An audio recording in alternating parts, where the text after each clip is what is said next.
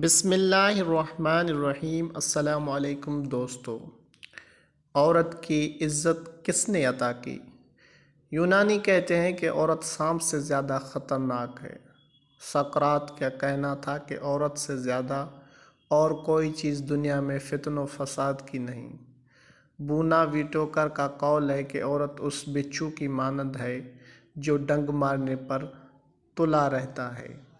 یوحنا کا قول ہے کہ عورت شر کی بیٹی ہے اور امن و سلامتی کی دشمن ہے۔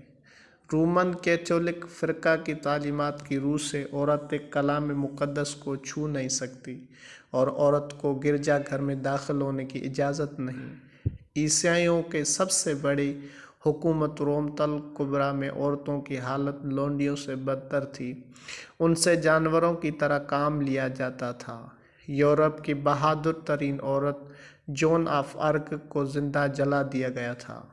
دور جاہلیت کے عربوں میں عورت کو اشعار میں خوب رسوا کیا جاتا تھا اور لڑکیوں کو پیدا ہونے پر ان کو زندہ دفن کر دیا کرتے تھے، لیکن محسن انسانیت رحمت للعالمین حضرت محمد مصطفیٰ صلی اللہ علیہ وآلہ وسلم نے عورت کو وہ مقام عطا فرمایا جو آج تک کسی مذہب میں حاصل نہیں۔